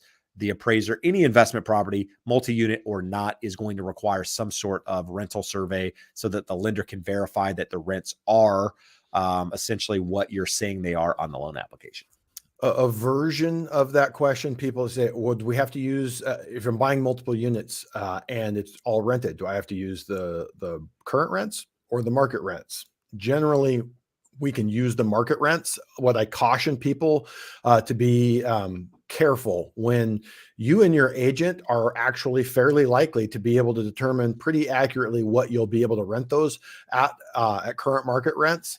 Market rent surveys from appraisers are almost always lower than that, but also almost always higher than the current rents on most properties. You'll always see, almost always, very often you'll see in a listing for a multi-unit property, upside in rents well below market. So just be careful with that you're not giving yourself too much credit for rents if you absolutely positively need it to qualify.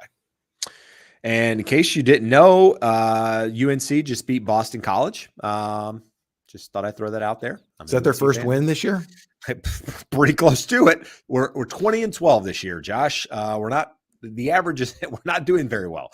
But it doesn't matter. You know why? Because we beat Duke last year. Krzyzewski, last game ever. His last game, we beat him. So he has to live with that for the rest of his life. That's all I care about. That's all. That's it. Anyway, sidetrack. Sorry, guys. How soon after a purchase can you refinance? There is no requirement. We've covered this a million times, especially during the refinance boom when rates were really low. There's a difference in the question right now. I'm assuming you're getting ready to buy, you're worried rates are high, and in 2 months, 3 months, they could be lower. Can you refinance? Yes, you absolutely can. There, for the most part, 99% of loans do not have prepayment penalties. There is no problem for you to refinance. If I do your loan today and in 3 months rates are 1% lower, you go to another lender and you refinance with them, I'm going to have what's called an early payoff penalty, and that's going to be unpleasant for me. So be cool. If that happens, go back to your original lender, say, hey, rates dropped fast, hard. I need to take advantage of that. At least give them the opportunity to earn your business on the refinance so they can make money on that to fill the hole that they're going to have to pay with that early payoff penalty. All right. Good idea. Anya says podcast video idea stipulations. Can we do a full episode on stipulations, Josh? That's a fancy word. Is it contingencies? What is it? I'm not sure. That's why I threw it your way without asking. Anya's going to have to clarify for us. Different things get called different things in different parts of the country. Yeah. They used to call conditions on your mortgage stipulations. Well, that's what I was thinking. That's where I was going with. That was my thought, but that's might not be the same. So yeah. Okay. Let's get clarification. Raul has another question. Says, what would you tell a client who has an outdated or has a dated, unattractive housing features, but they see them as positives that should increase the value? Those are difficult conversations to have, but they're necessary conversations to have. You know, it depends. It depends on the client, depends on the person. You might mention it and make sure they're aware that you mention it, and go forward if they still see them as positives, and let the market give you feedback. And then use the market, a third party's feedback, in order to relay what you really want to say. Sometimes we'll have a conversation with a seller and I might bring something up and not get into detail, but then bring a stager through. And guess who's the bad guy in that case? The stager. We tell the stager, hey, make sure you bring this up. And the stager is the bad guy, takes the pressure off me. We get the point across, and then they open it up to me and say, Jeb, what do you think?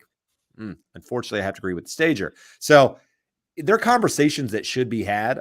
It can even happen when, somebody smokes in a house and it's just a lot of times they don't even smell it. And non-smokers, it can be unbearable. Like I sold a house during pandemic that was awful smell-wise. She didn't smell it at all.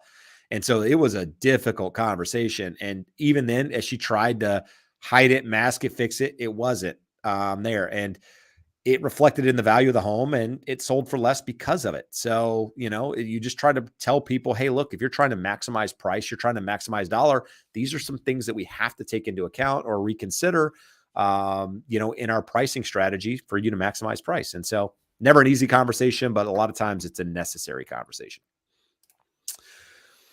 Josh, we're going to a lot of the recent questions. I know we had some that were further back. Do we want to bring those up? I'm trying to find if there's any good here. Fred asked if we'll see rates 5% by the end of September. Do you think that's there are gurus out there that think that a 5% handle is something you could see at some point this year. Do you think when you say 5, I think they're asking at 5. 5.00 Average. would require a 10-year treasury well down into the twos, or a moderation to the long term. A 3% 10-year with a normal long term 2% spread to mortgages would get you to 5%. We're just hanging on below 4% right now. That's a full percent move. Could it happen? Yes. But it requires that and moderation in that gap. So my gut would be that it's unlikely. But as recently as a month ago, the market was comfortable with 5.75 for most borrowers, 5.99. So I think it is likely that we have something in the high fives by the end of the year. When I say likely, 50-50, 60-40. I wouldn't go way out on a limb with that. This market has defied logic, and people have kept spending longer than what the Fed expected. And that's kind of where we're at right now. All right. World Trekker says, is a hot tub time machine? No. Is a hot tub above ground? Can it be part of the appraisal? Is it good improvement when selling? It can be part of the appraisal, but I would say that it's probably going to add little to no value at all. Maybe, above ground. I mean, what's a brand new one cost? 10 grand. I mean, like a nice one. I mean, I'm guessing. I'm not like, saying that as a derogatory thing. So it's not going to add a lot of value. So a good improvement, not really. It's one of those personal things. Like you had a spa. I'm not sure it's not permanently attached, Jeb. I think it's personal property. I don't think you can give it value in an appraisal. I think if it's on a platform that's like, again, I could be wrong. I don't know the answer to that for certain. I think if it's built out, like there's a platform for it, it's there. Even though it's above ground, I think it can be used, but maybe I'm wrong. So, but at the end of the day, is it a good improvement for value? I don't think so. I don't think it adds a lot personally, just a personal preference. Let's see here. Jeb, I just Googled it for you. On average, you can expect to spend $400 to $18,000 for an above ground spa. It's a fairly wide range. How about 18,000? What does it do for 18,000? I better have some LEDs and some. They have them with TVs and stuff at them. So like that's what I'm expecting, and speakers and the whole thing. So yeah, I mean, I guess when I said 10, I'm thinking like average. Can you go higher? Sure. I'm sure you can probably get $100,000 one if you really want to spend it. You can probably swim in it, right? I mean, some of those you can swim in that are above ground. So nevertheless, really personal preference more than anything else. Here, Josh, we get this question often. It's a good question, something that people need to know before they file for a divorce. My friend got divorced. His ex paid him half of the house, but she doesn't want to refinance because of rates. Do you have to refinance to get the name off the mortgage? Okay. You do not have to. So remember, FHA loans are assumable. VA loans are assumable. You can go back to the servicer, prove that the remaining owning spouse can qualify on their own, and assume that loan. People correctly know that Fannie and Freddie do not allow assumptions on fixed rate mortgages, but in the instance of a divorce, they will entertain them. I was actually talking to a VP at one of our big lenders because I have a client who's in this situation. Unfortunately, we can get him qualified through some quirks in the guidelines. He can't qualify. They won't approve him if he goes back and asks them to do this. But in the event of a divorce, you document the divorce, you document that you can qualify. There's no guarantee, but you can request an assumption from the lender to release the borrowing now non-spouse, the ex-spouse, from liability on that. So it's probably going to be more common as long as rates stay elevated. Even the difference between a 3% rate to a 4%, most people are going to balk at that. No, agreed. Good stuff to know, though. So I actually learned something there, Josh. I learned something by watching and listening to our own show. It's amazing. Are you an educated home seller now, home realtor? No, more so than before, but I gained a little piece of knowledge. Not any more educated. Education comes, in different forms, Josh. Let's see here. I had a question there. Would you just took it off? I'm Oh, under contract for a new build, but delayed for a fourth time. Close date was February 23rd, but builder is now quoting a now not quoting a close date. My 5.5% rate expires 328. What happens if he keeps delaying? So I guess the first question is your lender, the builder, because there you might have a little bit more leeway in getting an extension on that rate. But Josh, what happens if it expires? I think the answer is buried somewhere in the 175-page contract that you signed with the builder. Is it the builder's lender? I'm hoping it's the builder's lender, but I would almost be willing to bet that that contract tells you that there are a million things that are outside of the builder's control and they cannot guarantee your close date, and you are still bound to the terms of that contract. So it's somewhat of your catch-22. Like you're not going to win in that situation, most likely, but we couldn't say for certain without digging through that monster contract the builder had you sign. Good stuff. Dude, we got a lot of really good questions tonight. A lot of stuff that never comes up that I like. So guys, keep the questions coming and we'll do our best to answer them. If you're finding any value, hit that thumbs up. Brittany has a question I don't know that we've ever received. How far back on your credit report would be looked at during the loan process? I have a few months within the last year where my credit cards were maxed out. So can the lender see anything beyond the current balances, Josh? So this is funny. About 4 or 5 years ago, it's called trended data. And it was supposed to be picked up. It's supposed to be required for us to provide to the lender. And the automated underwriting system would pick that up to see how you historically use credit to prevent you from paying off all your debts, boosting your score, and coming in at the 11th hour and getting the best possible terms. I don't even know that we provide the trended data anymore, and I've never noticed any difference in the automated underwriting systems. FHA, VA, USDA, I don't think ever took it into account, but I wouldn't expect it to be an issue.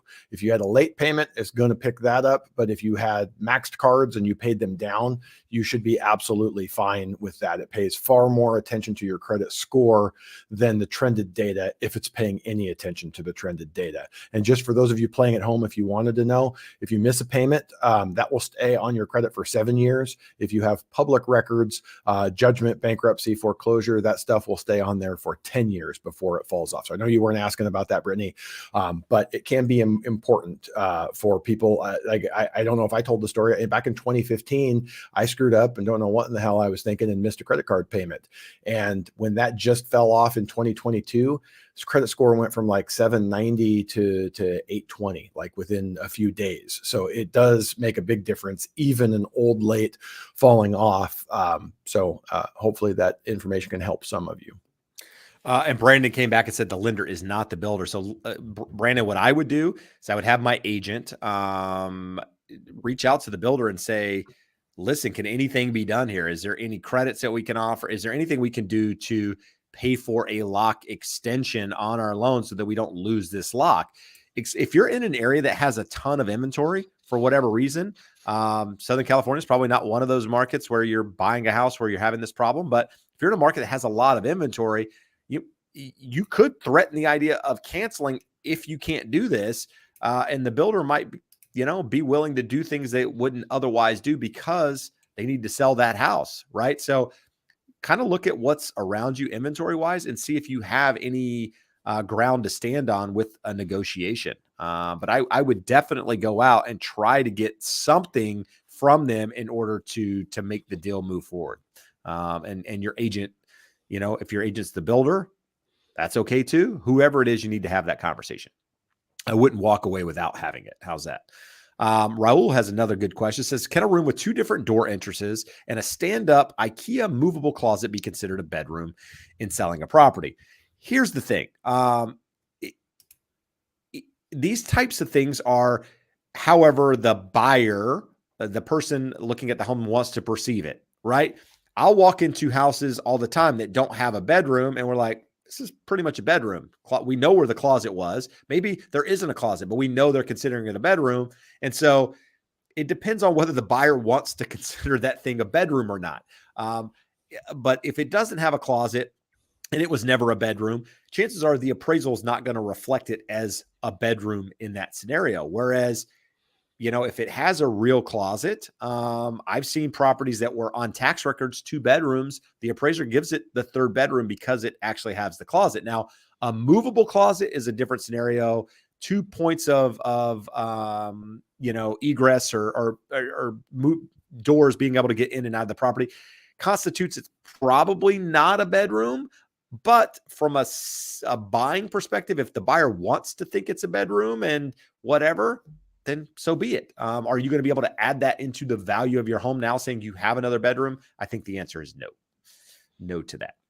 There's 2 kind of questions there, Jeb. Can the appraiser give it value as a bedroom? Can he mark it as a bedroom on the appraisal report? Yes, but does it matter if the market doesn't value it that way? If buyers coming through aren't looking at that as a bedroom, it's probably more valuable in a rapidly appreciating market where appraisers were having a hard time hitting values. The market's going to tell you what the value of that room is. Good stuff. Kayla has a follow-up to Brittany's question saying, how does 4 to 6-year-old collections affect the loan process or qualification, Josh? Depends on the size. Small collections that are aged are generally not problematic. If they've gone to charge off, this sounds crazy. Charge off is better because that is saying the lender that you owe the money, the debtor, you're the debtor, the company that whoever it is that you owe money, if they've written it off, so they've gone to the IRS, called it bad debt, took their deduction for that, they have told you that they are no longer trying to collect that debt, so there's no risk of them coming back and getting a judgment against you or your home. Collections like FHA, anything less than $2,000 in aggregate, they're going to ignore it. It's going to impact your credit score and will be seen by automated underwriting. Conventional loans don't have that guideline of what it happens when it's less or more than any certain amount, but it looks at the automated underwriting is looking at it, it's seeing your credit score, it's seeing the collections. It's been a long time since I've had to pay off a collection on a conventional loan. And I think it would come down to the size of it. Is it likely to be a problem for the investor? Would someone come back? I see things like on a car repossession where someone owes $14,000, $15,000 from 5 years ago with taxes, interest, penalties, all that stuff. It could be $20-something thousand now. A lender might rightfully be concerned that they could come sue you and get a judgment against the property. For the most part, it's not a problem. If they're little stuff, medical stuff, I wouldn't worry about it. If they're up into the thousands, you really want to talk to a lender and have them walk you through that. I don't know. You guys might have missed it, but Josh said something really profound. I can't even say it. It all comes down to the size of it. I'm just saying I can't even say it with a straight face. I so wanted to be able to just pull that off, but I couldn't do it. All right. Never mind, guys. We're just going, it's been an hour and 45 minutes. I'm losing it over here. All right. Let's see. This is an actually easy one. Let's roll through this. So Brian Wan's back and says, does a jumbo loan have different DTI requirements than Freddie Mac and Fannie Mae? Yes, they do. Most jumbo lenders are going to want you at 43% or below. It relates to the qualified mortgage guidelines, even though those were changed. When they were first implemented, 43% was important for them to have a QM, a qualified mortgage, which gives them some protections against you coming after them later for making you a loan you don't qualify for. Now, that being said, they can go above it. Some will go to 45, some will go to 50. I have a jumbo investor that, this is crazy, Jeb, for every, I think it was $15,000 you have in reserves, or it might have been every 2 months that you have in reserves, they would let you go up another percent in DTI. So someone that had like 50 months of reserves could go to like a 60% DTI. So every lender on the jumbo is making their own guidelines, and depending on whether they're a bank, a credit union, a mortgage bank, it will tell you where that falls in. But I would count on 43. You probably have a few options at 45 and a handful that may go higher if you need it. Good stuff. World Trekker says, is paid off solar a good improvement to have when you sell? I think it depends on the age of the solar. Having it paid off is best case scenario for a buyer because they reap the benefits of it. Having older solar, having leased solar, or even the case where they lease your roof and you get a reduced amount, not good scenarios in my experience, or not something I would recommend. Paid off is a completely different animal. I think there's value in that, but understand as a buyer, There's, recurring costs rather, and maintenance things that will happen in the future that you need to be aware of. But it depends on how much your utility bills would be without it. And really how much value that it adds to that home. To each his own, depending on what's running, what big appliances, pools, air conditionings, that sort of thing that you're constantly using. Josh, Jeb, yes. Let's go through this one. What are your thoughts on this? They've asked a couple times, so let's get to this one. Do you recommend renting a condo for a year and wait for the market to get better before we purchase a condo? So I believe they're here in Southern California from the original question. Said they are ready to buy now, but would you recommend waiting 8 months, waiting a year? I'm not against it entirely. I guess it depends on why I'm waiting. I think that's really the question.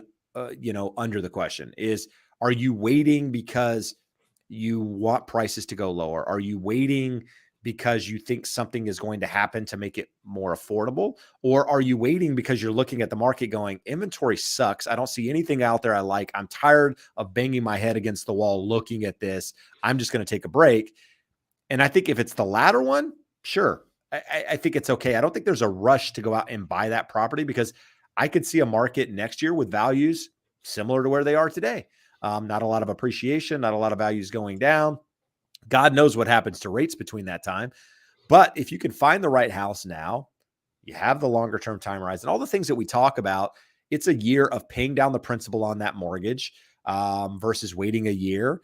And you're in at today's rate. So if rates went higher, you're in a better position than you would be in the year. If rates come down enough, you're able to, assuming values don't tank, which I don't expect them to, you're potentially in a position to refinance and maybe take advantage of that.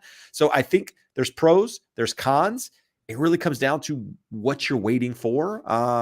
And are you going to be in a better position to buy or get something, is it going to change your scenario by waiting a year? Does that make sense, Josh? Yeah, 100%. So a couple things follow up here. Kayla comes back and says, yes, they're all under 2,000. We are doing FHA. So for the most part, you're going to be fine because yours are tiny. So if the size matters, yours are tiny. So you're going to be okay. We also, where did Dina's question go? Dina basically had a question saying, am I crazy for having a DTI of 46% after getting my house? The price is here. I can't get my DTI much lower.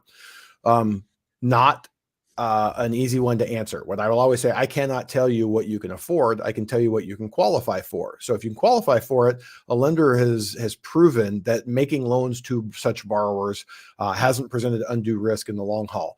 So what I would ask is, what is your income trajectory? Do you have any bills that are going to be paid off? Car payment going away? Student loans that are going to be forgiven in the next 2 years? Any number of those things that could impact the trajectory of your debt to income ratio. Over time, you're going to make more, and that will get more manageable, but that doesn't necessarily mean it's going to be comfortable right now. You need to go through your budget and expectations for future income and debts. Good stuff. Easy one to answer. Jose says play set or swing set on backyard, increase value. No, not that I'm aware of. It would have to be a monster play set. Something one of those ones they have the show on HGTV, like a full where they treehouse type thing to be able to do it. So I don't see a world in which that happens. So here's the deal. You guys have been awesome tonight. This has been probably the best episode we've had. I don't know, Josh, 6 months, with the number of people, the questions, just the audience in general. So for that, I want to say thank you to you guys. You guys are what you guys make the show, right? If we have a bunch of, not so interesting questions and questions over and over again, it's just, it gets boring. It takes time, the show just drags on. But when you provide new questions, it gives people that have been listening a long time more things to consider, more education to take on. So for that, I'm thankful. So with that said, if you found any value tonight, do us a favor, hit that thumbs up. Feel free to subscribe to the channel. If you're interested in the podcast, go check it out. It's on all the podcast platforms out there. If you'd rather watch the videos, they're on YouTube, so you can check out that YouTube channel as well. It's very small at the moment. It's just growing. So if you want to help us grow it, we would be thankful for that. But Josh, any parting words tonight? Almost 2 hours on, answered a hell of a lot of questions. But where do you want to leave the audience? I would just say you got to go with your gut in this market. There's a lot of questions whether a 46% debt to income ratio is the right thing, whether buying now, waiting till next year is the right thing. You guys, in those two specific instances, told us you want to buy a house. You're in the market. The time is right for you in your life to become a homeowner. So is there any compelling reason not to do it, or how should you go about it? Just trust your gut, do your research. The fact that you're here watching two doofuses talk for 2 hours on YouTube about mortgage and real estate tells me you're doing your research. You're going to make an educated decision. So from that perspective, do your research, do your due diligence, trust your gut, make a good decision. Awesome. We will see you again next week, guys. Till then.